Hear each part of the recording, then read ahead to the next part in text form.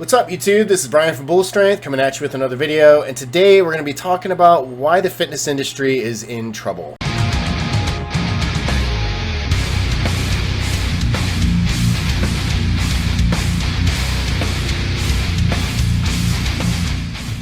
So yesterday I came across a study that was done by LifeAid where they surveyed 2,000 different people that are pretty avid gym goers and pretty much wanted to see who's going back to the gym, who's refusing to go to the gym, etc. Of the 2,000 people that were surveyed, 42% said that they are now using home gym setups. Okay, so these are people that were formerly going to the gym at least twice a week, very consistently.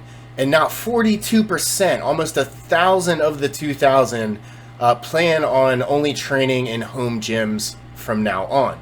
And as a result, the demand for gym equipment is sky high. If you've been looking for dumbbells or kettlebells or any type of gym equipment, you can definitely attest to this fact. So 42% of the 2,000 people surveyed are basically saying that they're not going to go back to the gym. So also, according to the study, 26% of them said that they would refuse to go to any gym that requires mandatory masks. So a quarter of those people refuse to go to the gym if they require masks. Now, another 26% said that they would refuse to go to the gym if it didn't require masks, right? So you're pretty much damned if you do, damned if you don't. So this is very bad news for the fitness industry. And you can kind of see the ripple effect through these big corporate chains, right? Gold's Gym is closing down a bunch of locations. I saw Planet Fitness is closing locations. 24 Hour Fitness is thinking about filing for bankruptcy. And that's after closing 130 locations.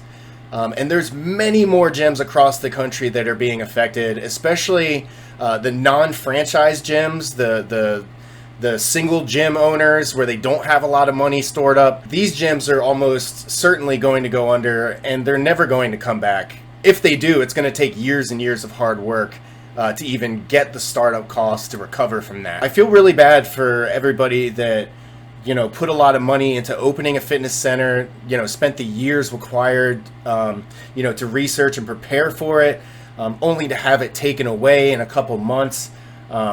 It's just, it must be devastating. And to be honest, that was originally my plan.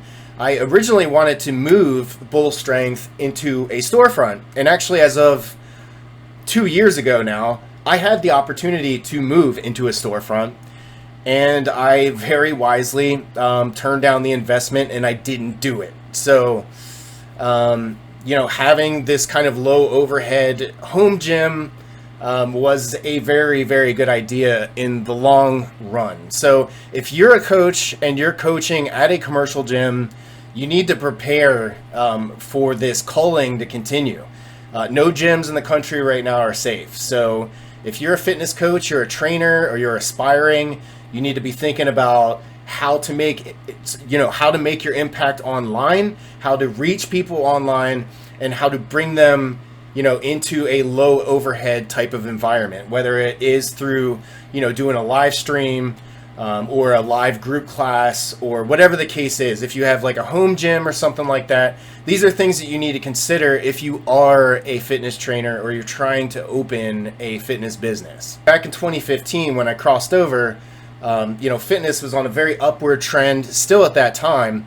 And it seemed like there was really no end to the growth. The fitness industry was moving in a positive direction going all the way up to 2020. Now, I think because of these lockdowns and whatnot, the plateau has hit. And it's not just a plateau, it's going to start dipping down the other way. So, I mean, there's going to be a mass culling of the fitness industry, basically. And, you know, honestly, the fitness industry as a whole, I know a lot of you might not want to hear this, but it started to become a little bit bloated. And I know that I'm part of it. But, I mean, honestly, there are so many gyms. I mean, any town that you go to is going to have competing gyms. Like here in Tampa, we have some gyms that are competing with each other in the same parking lots. Or you'll have a gym across the street from another gym or a block away from another gym. So, at least here in Tampa, the amount of gyms here is crazy. The city is super saturated in fitness centers. Now, I'm not saying it's a good thing that all of these places are getting culled. It sucks. It's just the fact that the fitness industry was trending upward so sharply and for so long that this kind of seemed inevitable. It kind of seemed like the bubble was going to burst at some point. So yeah, I mean, overall, the fitness industry has become super congested.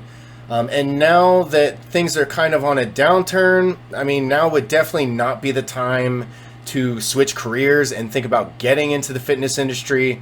Unless you're coming at it with a lot of clout already, like you're already a professional athlete, or maybe, you know, you have a legit degree, or, you know, something that qualifies you and puts you above, you know, the rest of the pack. Because you're going to have a very hard time as an entry-level business or trainer getting into the fitness industry right now, because it already is bloated, and now it's kind of bleeding. So, unfortunately, you know, this is going to suck for a little bit.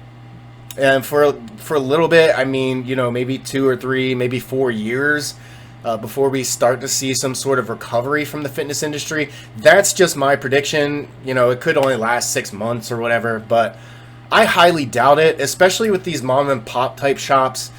Getting the startup costs to open a gym takes years. And there's so much hard work and dedication that comes into opening a fitness center. It's not simply, you know, finding a storefront, saving the money, and just moving in. You have people like that, but they typically don't last. The types of gyms that last are the ones where, you know, the people that opened it planned for years, right? They have a business plan that they're sticking to. You know, they've written a feasibility study. They've done elevator pitches. They've done marketing studies. They've gone balls deep with the research and the preparation for opening a business. And now it seems to have kind of all evaporated pretty quickly. And this is part of the reason why in a couple videos ago, I kind of like parodied the people that were championing the lockdowns. Once we have a vaccine, then we can have our rights back. Then you can go back outside. Then you can go back to work and try to feed your family, you selfish fuck. And really, specifically, I was kind of knocking the people that were trashing the protesters. This is what they were protesting. They weren't protesting, you know, oh, I need my hair cut or some shit like that. There's a few outliers out there where they were just being selfish, and that's basically what they were saying. But for the most part, that's not what the protesters were saying. They were saying, you know, I put years into my business, and now, you know, these lockdowns are going to kill it. I don't know how I'm going to feed my family, right? So all these people in the media that push the whole, oh, these people just want to get haircuts, these are assholes. These were just blatant lies. Hardly anybody was bitching about not being able to get their hair cut. And if they were, you know, it's either them being selfish or them kind of memeing a little bit. But for the most part, this is what people were complaining about, is the fact that all of these small businesses are getting crushed. And you know what? I don't know what the right answer is. Lockdown, don't lockdown. I know how I feel personally, but I just hope that we are making the right decision. I hope that this was the right decision to make. You know, that's going to be up to history. It's going to be up to hindsight. If you're watching this video a couple of years from now, you're going to know exactly how everything panned out. So that's pretty much it. I just wanted to share this study with you guys and kind of give my thoughts on it. If you have any thoughts on it, especially if you're a coach or involved in the fitness industry, feel free to leave a comment below. So yeah, thanks for tuning in. Thanks for watching the video. Please leave a like and subscribe if you enjoy the content. If you'd like to support this channel or attend my group classes, you can do so through Patreon or Subscribestar. Links are down in the description, and I will see you in the next video. Peace out.